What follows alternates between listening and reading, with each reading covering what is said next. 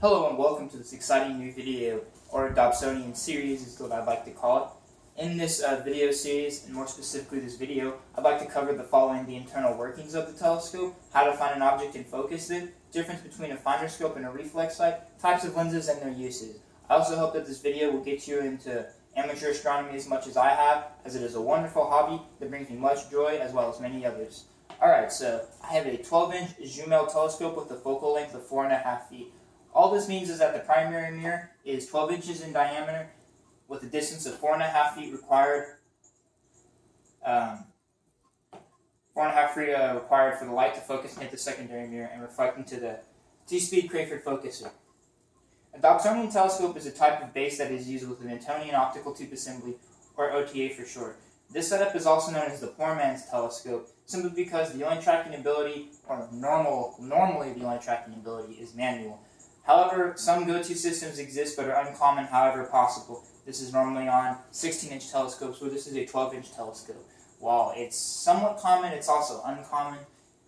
You can get the 16-inch telescope in the non-go-to version as well. Just the tracking capabilities are not superb. However, I believe that this type of setup gives you a deep appreciation for what you're reviewing, and this setup normally offers a larger aperture when compared to a SCT or a Schmidt-Cassegrain telescope, which is a similar optical tube assembly. However, instead of the light hitting the concave mirror at the bottom, bouncing up and hitting a flat angled mirror and bouncing into the eyepiece, instead it bounces onto a flat, straight piece of mirror, and then it comes back down, and there's a hole in the mirror, and then you actually look through here. So that's a little bit different. Cons. Sorry, actually, I will be covering neither one of those in my video. I don't have a Schmidt-Cassegrain telescope. However, I will talk about some pros and cons. Some pros: it's good for public star parties. There's no gears or anything to mess up. So let's say you're looking at Jupiter and some little kid comes by and pushes your telescope. There's really nothing that can be broken. It's just going to move. And it's also really easy to get focused back up on the object. You don't have to realign or anything, such as with a expensive go-to system. If you push it by yourself and you don't actually use the remote, you're going to have to do everything and set it back up again.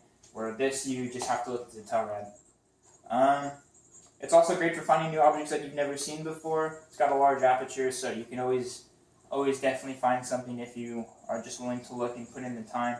It's also a wonderful experience, and with some practice you can get good moon and planetary photos. Some cons: rather big and heavy depending on the size of mirror you get. This 12-inch telescope, I believe, with the optical tube assembly, the base, and my wooden base that I made, it's probably over 100 pounds.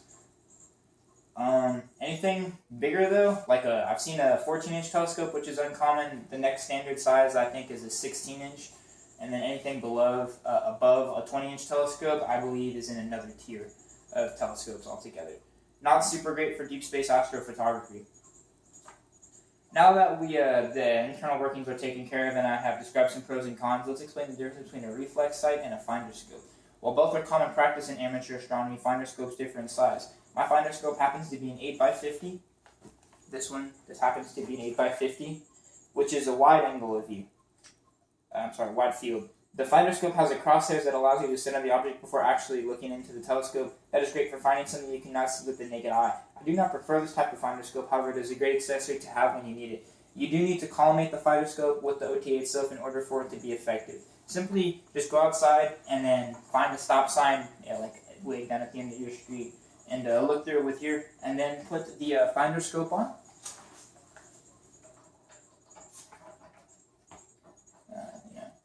Put the finder scope on, and then all you have to do is find the stop sign in the finder scope and just simply look through here, and there is just a little crosshairs in there that'll be like that, just like any scope on a rifle.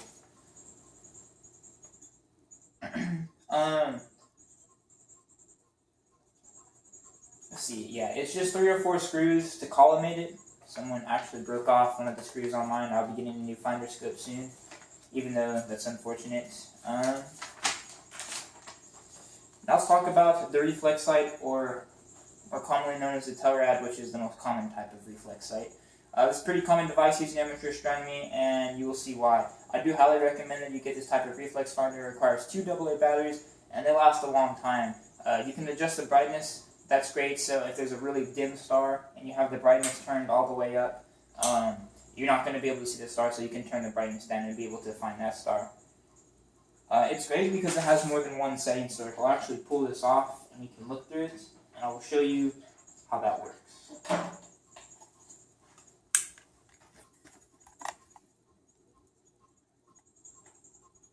There you go. You can see the reflex sight.